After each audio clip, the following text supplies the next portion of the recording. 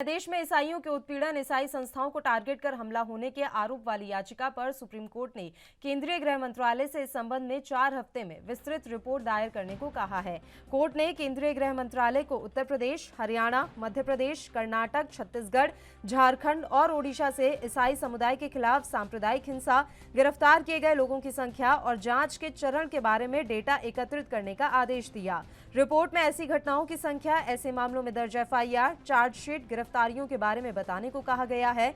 Supreme court का कहना है कि इन राज्यों के मुख्य सचिवों को एफआईआर दर्ज करने, जांच की स्थिति, गिरफ्तारी और चार्जशीट दाखिल करने के संबंध में जानकारी देना सुनिश्चित करना चाहिए। सुप्रीम कोर्ट ने रिपोर्ट तैयार करने के लिए 2 महीने का समय दिया। इससे पहले केंद्रीय गृह मंत्रालय ने कोर्ट में हलफनामा दाखिल कर कहा है कि याचिका में लगाए गए आरोप झूठे हैं। अर्जी में जिन मीडिया रिपोर्ट्स का हवाला दिया गया है उनमें तथ्यों को गलत तरीके से पेश किया गया है।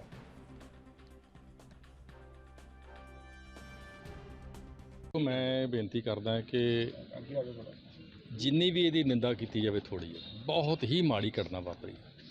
देखो कोई किसी धर्म ਨੂੰ ਮੰਨਦਾ है, कोई किसी गुरु ਨੂੰ ਮੰਨਦਾ, किसी अवतार ਨੂੰ ਮੰਨਦਾ है और इन्नी गुंडागर्दी हद तो बर्दाश्त तो बाहर है।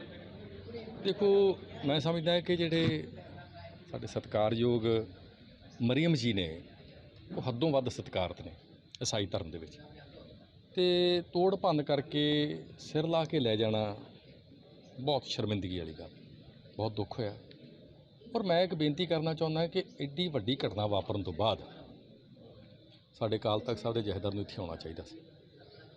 ਆਫਟਰ ਆਲ ਅਸੀਂ ਆਪਾਂ ਉਹਨਾਂ ਨੂੰ ਸਿੱਖ ਧਰਮ ਦੇ ਪੋਪ ਕਹਿੰਦੇ ਆ ਤੇ ਜੇ ਅੱਜ ਪੰਜਾਬ ਦੇ ਵਿੱਚ ਸਾਡੀ ਇੱਕ ਰਵਾਇਤ ਹੈ ਕਿ ਕਿਸੇ ਵੀ ਧਰਮ ਤੇ ਕੋਈ ਧੱਕਾ ਹੁੰਦਾ ਹੈ ਤੇ ਅਸੀਂ ਉਹਦੀ ਬਾਂਹ ਫੜਦੇ ਅਸੀਂ ਗੱਲ ਕਰਦੇ ਹਾਂ। ਸਾਡੇ ਗੁਰੂਆਂ ਨੇ ਵੀ ਕੀਤੀ ਹੈ ਜਦੋਂ ਹਿੰਦੂ ਧਰਮ ਤੇ ਧੱਕਾ ਹੋਇਆ ਸੀ ਤੇ ਅੱਜ ਫਰਜ਼ ਬਣਦਾ ਸੀ ਕਿ ਅੱਜ ਉਹਨਾਂ ਕੋਲ ਇੱਕ ਲਫ਼ਜ਼ ਨਹੀਂ ਬੋਲਿਆ ਗਿਆ।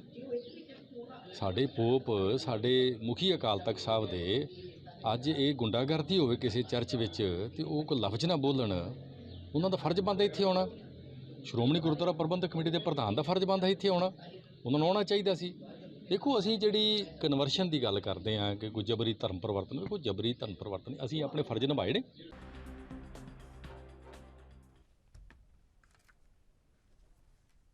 और इस खबर पर भी तमाम जानकारी देने के लिए अमित कुमार हमारे संवाददाता चंडीगढ़ से लगातार हमारे साथ बने हुए हैं। एक बार फिर से उनका रुख कर लेते हैं। अमित, आपसे पूरी जानकारी चाहेंगे। पंजाब में अभी जिस तरीके से बेअदबी का मामला सामने आया, तरन तारण में चर्च की जो घटना हुई, अब सुप्रीम कोर्ट ने भी केंद्रीय गृह मंत्रालय को ये आदेश दिया है कि आप जरा बताइए कि किस तरीके से ईसाई धर्म के खिलाफ इस समय गतिविधियां हो रही हैं। ये दिख रहा है कि लगातार एक के बाद एक इस धर्म को टारगेट किया जा रहा है। अमित।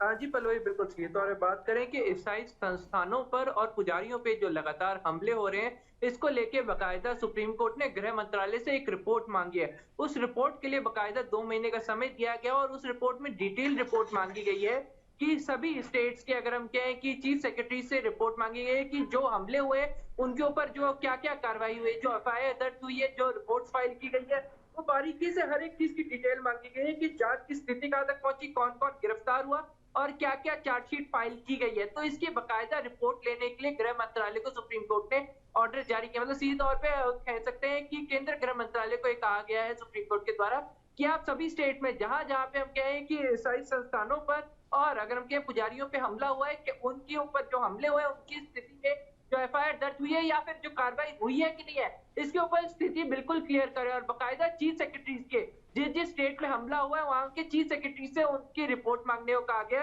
और जो स्टेट्स की भी बात की गई उनमें अगर हम बात करें तो उत्तर प्रदेश, छत्तीसगढ़, हरियाणा, उड़ीसा, मध्य प्रदेश, बिहार, कर्नाटक और झारखंड, ये सभी स्टेट्स हैं। और इन सभी स्टेट्स के अगर हम कहें चीफ सेक्रेटरी से बकायदा 2 महीने के अंदर गृह मंत्रालय को रिपोर्ट हासिल करने के लिए कहा गया कि 2 महीने के अंदर आप बकायदा रिपोर्ट लें और बारीकी से रिपोर्ट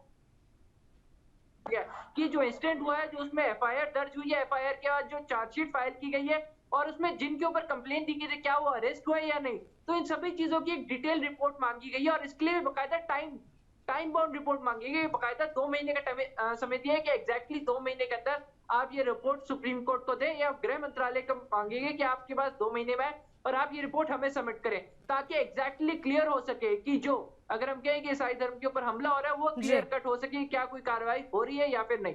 चलिए, शुक्रिया अमित, आप हमारे साथ जुड़े तमाम जानकारी देने के